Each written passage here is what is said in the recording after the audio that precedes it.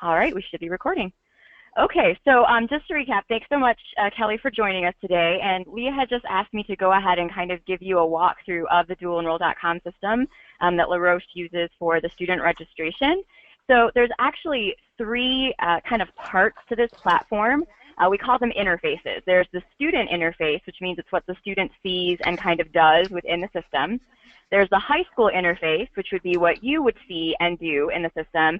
And then there's a college interface, which is really what Leah and LaRoche College kind of see and do within the system. We're only going to look at the first two today. We're going to show you what your students are going to see, so that way you'll have a sense of exactly what your students are going to be doing when they're accomplishing the registration process through dualenroll.com. And then we're also going to show you, obviously, the high school interface, since that's going to be likely where you kind of spend most of your time. Does that make sense? Sure. Perfect. Okay, so we'll start with the student interface because the student is actually the person who kind of gets the ball rolling for the registration process. The first thing to realize is that they have to go to the correct website. So many times I have seen students just Google dualenroll.com and they will get to our general website, which is just www.dualenroll.com.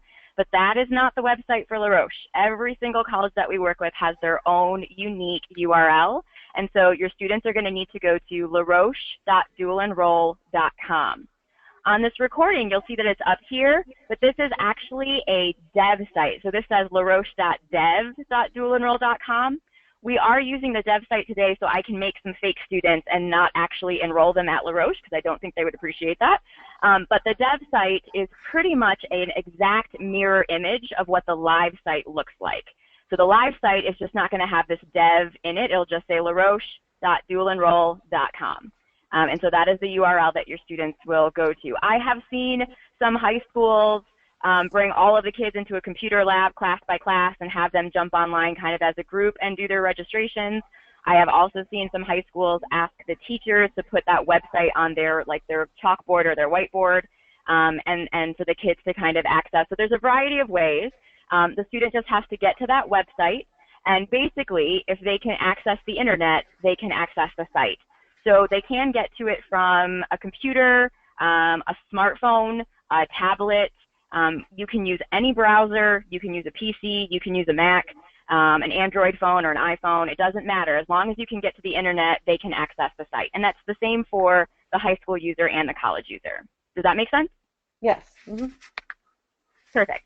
So the students actually go to the website first, and they have an option to go ahead and enter in their login information. So if they are an existing student, meaning maybe they took classes last year, and they already have a dualenroll.com account, they can go ahead and enter that in and log in.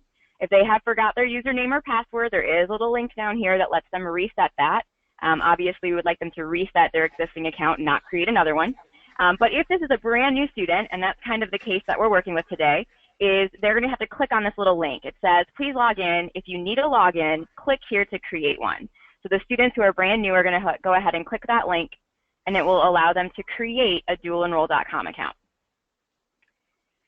So when they're creating an account, we ask for just a few pieces of information from the student, and this is pretty standard for if a student makes any kind of an account online, an iTunes account, a Yahoo account. You need some basic information for that account to be created. You'll notice that some of these fields are marked with a red asterisk. That means that it is a required field for the account creation. If a student tries to create an account without one of those boxes being filled in, it will not allow them to do so because it is a required field. The student is going to click on this drop-down menu, and they will see the high schools that LaRoche has told us they are working with. So again, it is a finite list that's given to us by LaRoche. For the sake of the demo, I'm going to just use this first one, Ambridge Area High School. The student is going to go ahead and create their own login, so they can create a login for whatever they'd like. Let's see.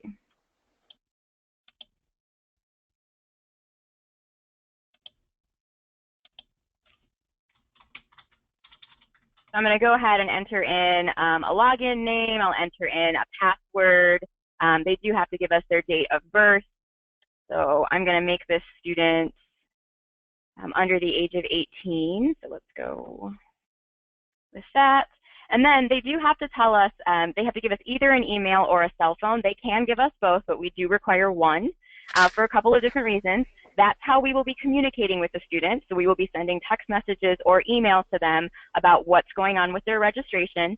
And it also is how they activate their account. So right now they're trying to create an account. The account will not work until they activate it. So we will either send them an email activation code, or we will send them a cell phone text message activation code. And that happens pretty instantaneously. I'm going to go ahead and use an email because I can't show you my cell phone, but I can show you emails. I can pull that up on the screen for you to see. So we'll go with this. Is there a set limit or a requirement for the passwords? It has to be at least 6 characters. Yeah, I don't think it has to have like capital letters or numbers. It's just 6 characters. Okay. I did click this little box here, so you'll notice that the red asterisk was on the cell phone, but if I click I prefer not to give you my cell phone, then the red asterisk moves to the email, meaning that we will be able to go forward with just an email for that student. Again, they do have to provide one. They could provide both. Totally up to them. We find that most of the kids are doing cell phones, so I'm going to go ahead and also check this box that says I am not a robot, I'm a human being creating this account, and I will click register.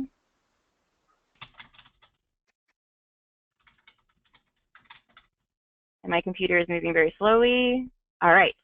So it says, you have signed up successfully. Please check your email for instructions on how to confirm your account. So they do have to confirm their account. So I'm going to go back to my email, my inbox real quick. There we go. And you'll see that our fake student, Jack Bristow, got this little email that says, welcome. Please confirm your account by clicking on the link below. All right. So clicking on that link automatically logs Jack Bristow in, right? He's confirmed his account, and it takes him to the first screen of the registration process. You'll see that there are 4 steps that are outlined up here for the student. We call these the pre-registration screens. Basically, it's all the things that LaRoche College needs us to collect from the student before the student can actually select classes.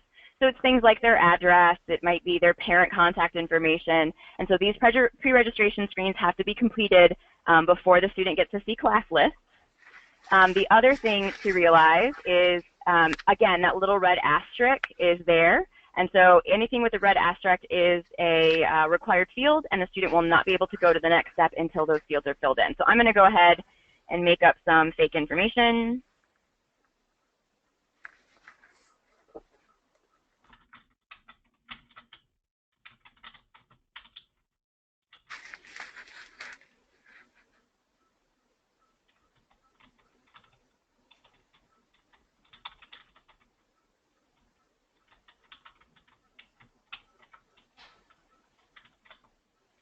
I'm actually going to leave the gender unchecked just so you can see what happens if they try to move on. I'm going to go ahead and fill in the graduation date. I think we are most concerned with like the grad year. So this student is going to graduate in 2017, and you know, pick a random June date or May date. We're not super picky about the exact date of graduation. It's more the year. So you'll see that I filled everything in except for this gender, which is marked as an asterisk. And if I click next, the system says, whoa, the gender cannot be blank. You've got to fix that before you can go on. So the student will go ahead and enter that information, and then they'll click next. Step 2 of the pre-registration screen is for them to accept the LaRoche College terms. So this is verbiage from LaRoche that the student should read and then click on the accept box at the bottom. You know, they read it probably as closely as they read those iTunes terms and agreements, but at least it's there for them. And again, if they try to click next without checking this box, it won't let them. It'll say you have to check the box and agree to the conditions to continue. So the student has to check that box, and then they can click next. The third step is for the student to provide us with a parent or guardian email address. LaRoche does require that the parents give their permission or their consent for the student to take the class, and we do that via email. So I'm going to go ahead and just fill in some information for this guy, this parent.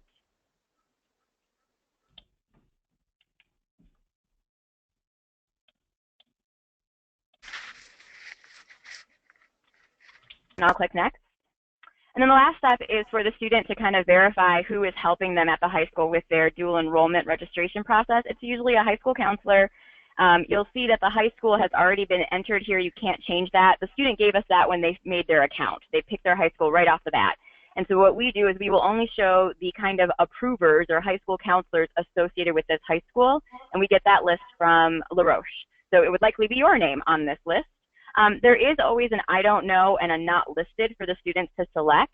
And if they select one of these or any name on this list, every single person at the high school, all the approvers, will be able to see the students regardless of what they select. So what that means is, let's pretend your high school had two counselors, Kelly and Raquel. If a student chose Raquel, that doesn't mean that you, Kelly, couldn't see that student. You can. You can click on a button that says show me all dualenroll.com students, and that will show you every single student from your high school, regardless of which counselor they selected, so you can look at their account. We only do this because some high schools have, I don't know, 4 or 5 counselors, and it's helpful to kind of route the kids to the correct high school counselor to do the work, but it doesn't in any way limit your ability to see the students at your high school. Does that make sense? Yes. So for the demo, I'm just going to pick the demo counselor, and then we'll click Finish.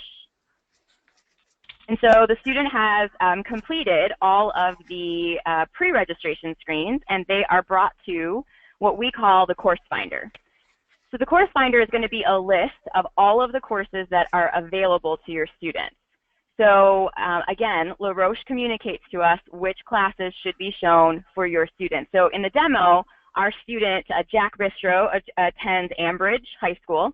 And so the classes that he sees are only going to be maybe Ambridge High School classes. He's not going to be able to pick a class that's being taught at Coloma High School, let's say, right? If your high school has communicated to LRhstrain that your students can do online courses, then you might see those. So the point is, the student only sees the courses that they are eligible for. They do not see every single course, that LRhstrain teaches everywhere. It's just the ones that are available to your high school.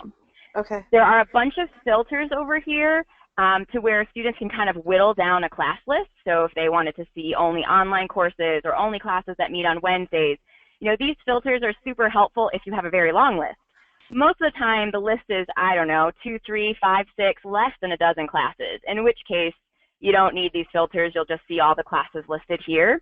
For the sake of the demo, we just have one class, but there would be more if there are more classes available to your students. To click on a class or register a class, they're going to click on the blue hyperlink or the title of that class, and it will bring them to a page about the class. So it says you've picked modern public speaking. It's 3 credits. Here's a little description. Again, we get all this information from LRhstrain. It will then show them any sections that are available. So let's pretend these are sections that are available to your students. It would probably say Ambrose High School for this student because it would say, the high school that they attend. But those would be listed here. Sometimes there's only one section. There's only one option for this public speaking class, right? To indicate that the student wants to take a class, they would click on the register button. So I'm going to click on this first one. And the student is then brought to their status screen, right? So the status screen is very helpful for the student. It shows them what they have added. So it says you just added public speaking. It shows them information about that class, right? So it's a LRhstrain class, it's a 2016-17 term class. And then it kind of shows you all the things that we need to collect before that registration is completed. So it says we're going to need your parents' permission. We still need that. We're going to need the high school's permission. We still need that. We need the high school to tell us your GPA, right? So the student can log in at any time, or the parent can be logging in with the student, and they can see exactly what's going on with that registration. This one is not done yet, right? It's in progress. You can also see that the next steps shows you kind of who's up, right? So right now, this student needs the high school to provide the GPA for them, the high school to give their approve their enrollment, and then the college, LRhstrain, is going to do a student duplication check. So we still need this parent permission, but you're going to see that it's not a next step. That just means that that hasn't fired off yet, meaning perhaps the high school has to do their steps before we ask the parent for permission. Does that make sense? Yes. Perfect. The other thing to realize on this, and this again is the student screen, is the student has an abandon button. So if they change their mind and they're like, just kidding, I don't want to do this, they can click on the abandon button and it sends a request to LRhstrain that says the student wants to abandon this class. The student does usually have a chance to kind of enter in a reason, but they can kind of make the request to, just kidding, can you take this one off my account?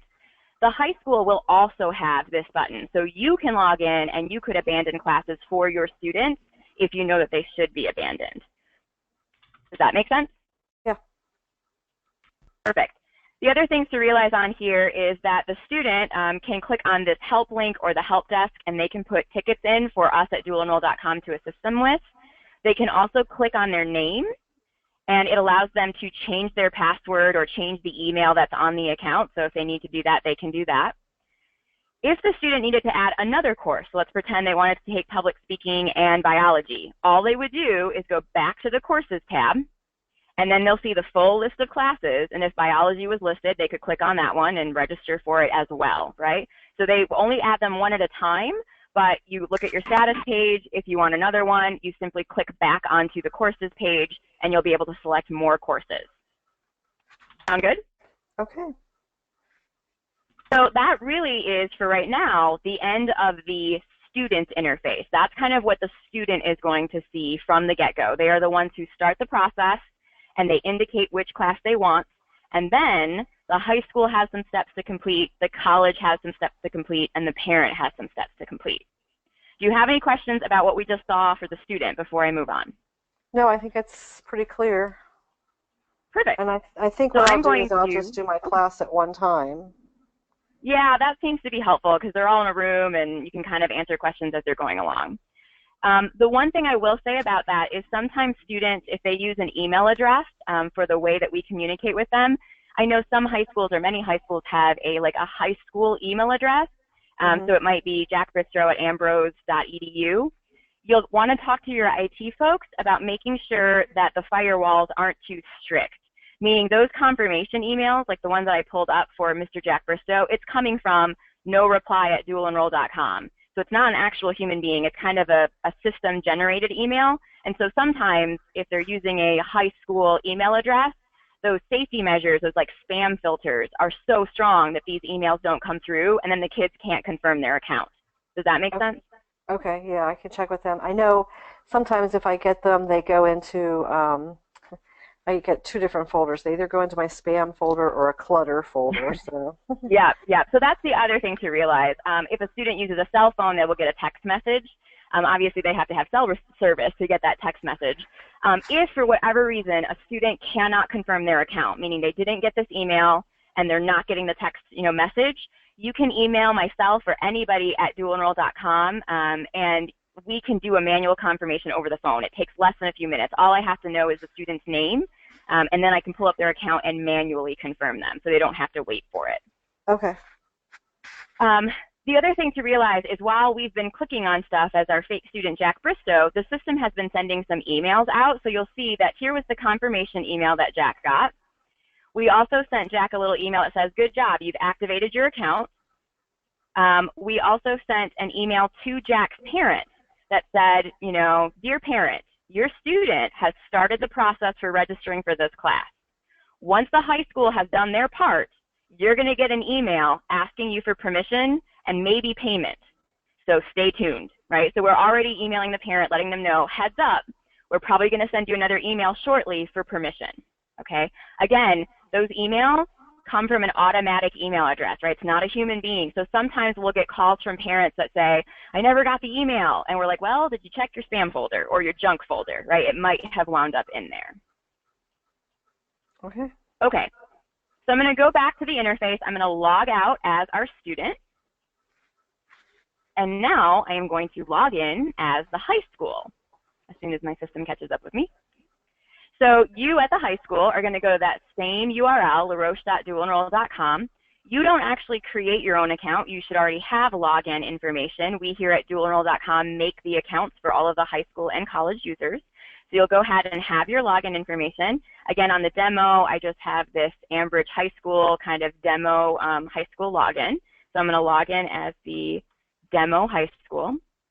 The first thing that the high school sees is they definitely have more tabs than the student does, right? The student just had a profile, courses, and status.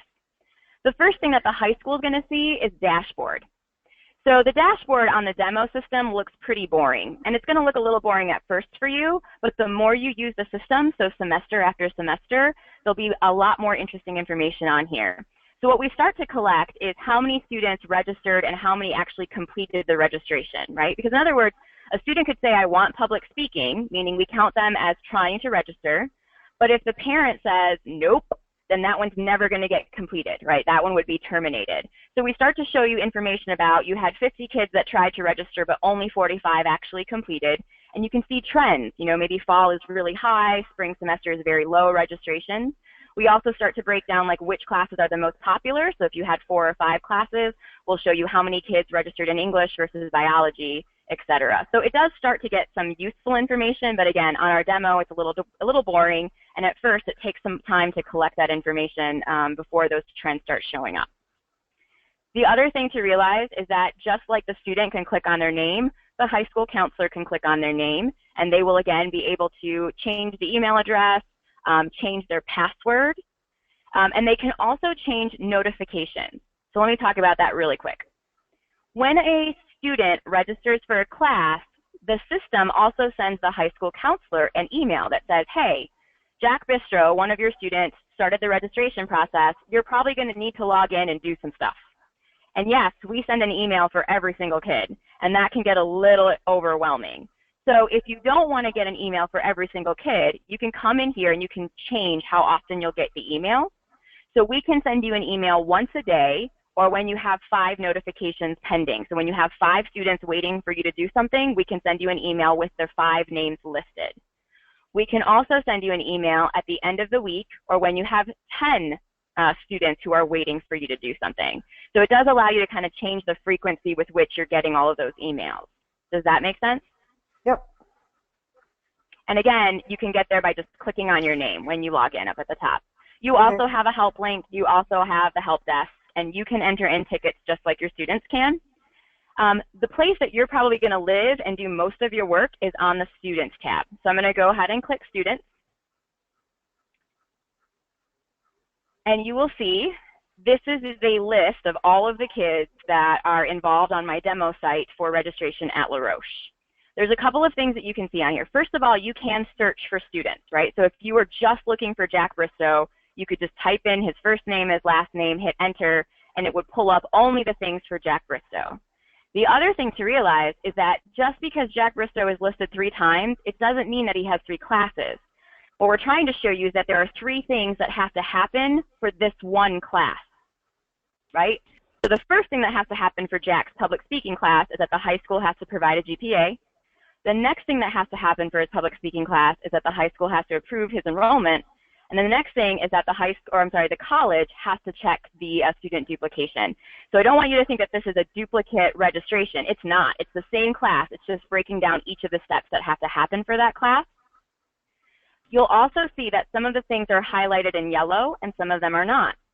If it is highlighted in yellow, it's indicating that you, the user who is logged in, the high school, is responsible for that step.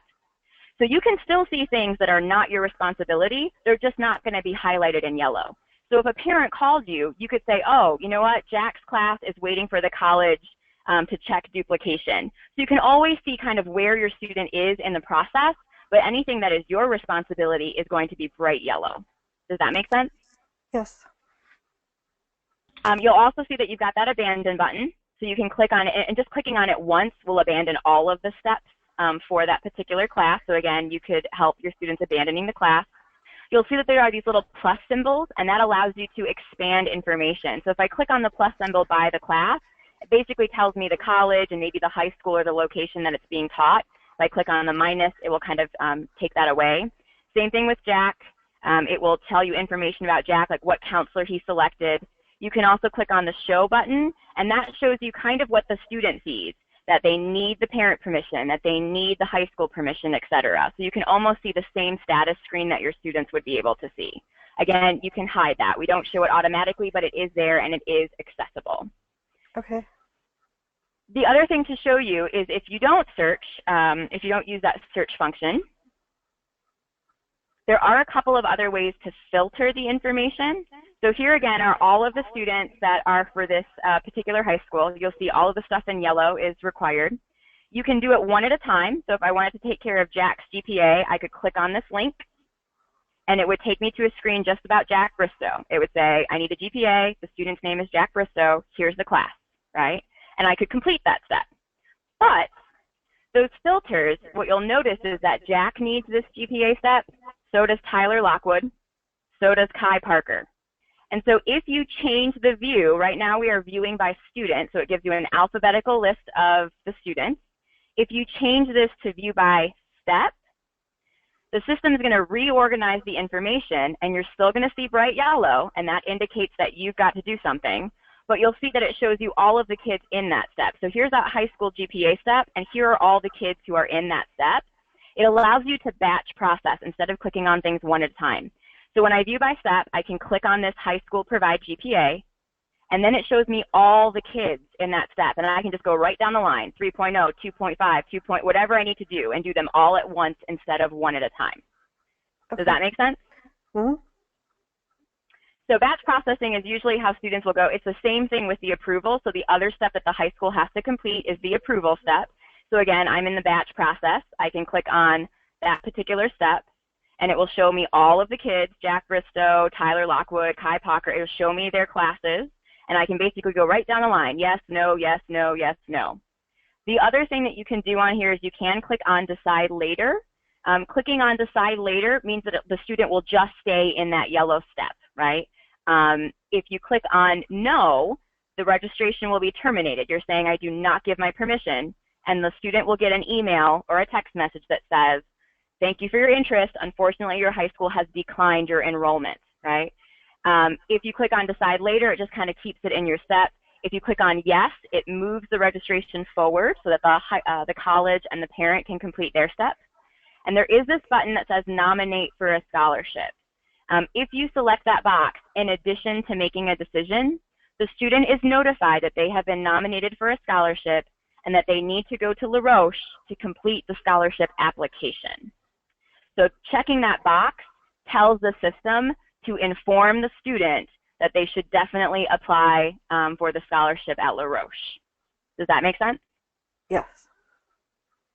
Okay, so for the sake of this demo, I am going to actually go back to the View by Student, and I'm just going to do the stuff for Jack. I'll leave the other ones in there. The other things to realize up here is you can change the term.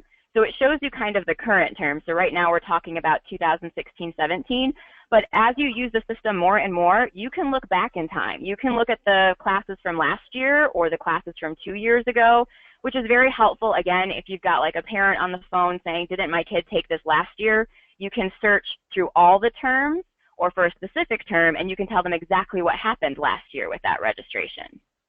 The other things to realize that are on the screen is here's that View All dualenroll.com students. And again, this is helpful if a high school had 2 counselors that were working in the system. You would be able to see all of the students regardless of the counselor the student picked. So that's a helpful link too. So for the demo, I'm going to go ahead with just Jack. I'm going to do these 2 processes for Jack. So I'll click on the GPA. We'll give Jack a 3.2 GPA and click on Complete Step. You'll see that now Jack only has 2 things left, and one of them is yellow for me. So I'm going to click on the Approve Enrollment. There is verbiage here from Dual Enroll or from LRhstrain that says when you click yes, you're verifying that they've got that GPA and et cetera, et cetera. It has a link to their handbook with the prerequisites and all that jazz. But you will click yes, no, or decide later, and then the option of nominating them for a scholarship. So I'm going to go ahead and click on yes for Jack and complete the step. And so now, if you were to search for Jack Bristow, again, our fake student,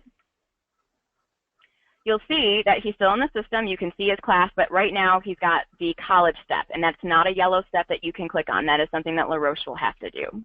But you can at any time see what's going on with the registrations for your students. That's basically, in a nutshell, the high school interface. So the students actually get the ball rolling. You're going to log in, and you'll start to see all of the classes that your students have requested, and you will have to complete the GPA step and the enrollment step with the option of nominating them for a scholarship. Are there any questions about that? If I check the box Nominate, do they get notification, or do I just have to tell them to go to LRhstrain? Nope, the student will get a notification. I mean, you can certainly tell them as well. You know, I don't want a student to ignore an email, but the system does send the student a notification. Okay. Yep. So I'm going to log out as the high school. I'm actually going to log back in as our student, so I can show you that Jack Bristow, the student, can log in at any time and see what's going on with his registration. So I'm logging in as Jack. It takes him right back to his status page automatically. And then what you'll see, though, is you'll see that the high school GPA is now marked as complete. So is the permission. It's marked as complete, right? So it kind of shows them as we go along what's already been satisfied and what has not. So it does show that we're still going to need the parent permission. It shows that we're still going to need payment possibility, and that their registration is pending. It's not complete yet, right, because we're still kind of collecting information. Okay. You'll see over here that the next steps have changed. It no longer says high school GPA. It says now we need the parent to approve. We still need the college to check the duplication. And then there's some other payment arrangement that the college has to check on. The abandon button is still there. And there's also this nifty little resend button. So if the parent is saying, I never got the email, I don't know what you're talking about, kid, the kid can log in and they can click on the resend link. And the system says, all right, I just sent another email to the email address you gave me for your parent. Okay. So I'm going to log out as our student. I'm going to pause there to see if you have any general questions. I don't think so. A specific question would be that when I tried to use the login information to log in, it did not work. Okay, let me pull it up while we're on the phone and I can make sure that you can log in real quickly. The only other thing that I wanted to show you really quick, give me a second to get it up and running, is the parent email address that gets fired. So you'll notice that after the high school did their steps, it said the parent needed to give their permission. And so again, that doesn't happen until the high school has done their approval and GPA steps. So we did that in the demo, we completed those steps. And so you'll see if I go back to my email inbox, the parent just got another email. So it says, dear parent, you're receiving the email because the high school has basically given their permission, and now we need your permission. You'll also see that the parent does not need a login. They don't have to create an account. All they have to do is click on the link. So I'm going to click on this link as the parent, and they will see exactly, it just takes them right to dualenroll.com. They don't have an account. They don't have a password. They just click the link. They can type their name in here. So let's say Mr. Andrew Bristow is the dad of Jack. They can click on this link and it will show them the form essentially that their student filled out. So everything the student gave us, their address, their birth date, their graduation year, etc. Okay. If this particular high school has the requirement of paying, and LRhStra again kind of tells us which high schools that is applicable for, then in addition to the permission, they will get this bottom half that allows them to enter in a credit card or an e-check, an electronic check. And so again, this only happens if your particular high school handles payment that way, and LRhStra will let us know. And in the instance that it does, we do have verbiage on here that tells the parent that on their bill, it's going to come from dualenroll.com. It's not going to come from LRhStra. It'll say dualenroll.com billed you. We also do not bill them until the registration is complete. So we do collect all this information, and we do like an authorization to make sure that it's a valid account, that it's not just fake numbers. But we don't actually take the money out of the account until the registration is completed, meaning LRhStra has said, yep, you're in, everything looks good. And that's when we will actually bill the parents. Does that make sense? Yes. So if I get an email from a parent that says, hey, I haven't been charged yet, it could just be that LRhStra has to verify all the information. Correct. Okay. Exactly. Correct. Yep. So I'm going to go ahead and X out of this, but you know, the parent will go ahead and enter that information, and then they will click on complete step, and it will allow that step to go through. Will they get a confirmation number? They do get a receipt. They do get a confirmation number, and they'll get a receipt emailed to them. Once it's been processed. Correct. They'll get a receipt right up front that says, thank you for your information, we've collected it. And again, that email says something like, you know, when you're billed, it will come up as dualenroll.com on your bill. And then when we actually charge the card, maybe that's a week later, there'll be another email that goes out to the parent. Okay. Yep. Again, sometimes those emails wind up in junk folders. So it's not that we're not sending it. It's again, it's a robotic send. You know what I mean? It's a system send.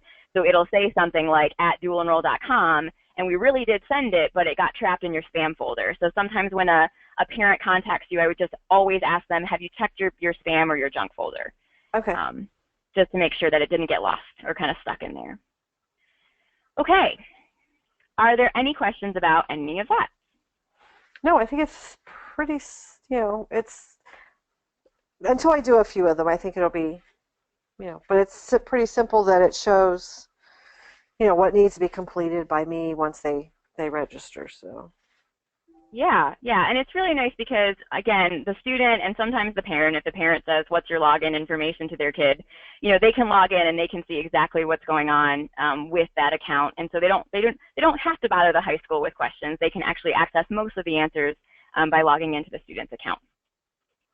And of course, if you get into the middle of it and you have questions or you're getting stuck someplace, please don't hesitate to reach out to us, dualenroll.com, or obviously Leah, and she might get in touch with me. Before we get off the phone, I will go ahead and stop the recording, and then you and I can make sure that your account is working well. okay. But I'm just going to kind of pause here and see if there's any additional questions from you, Kelly, or anything, Leah, that you would like to add before we stop the recording. If Kelly's comfortable with the process, I think it all sounds great. Yeah, I Perfect. think. Okay, so I'm going to stop the recording, and then Leah, I will go ahead and convert the video file and make sure that you have the link to access it so you can give it to other folks that might need some. So let me do that really quick.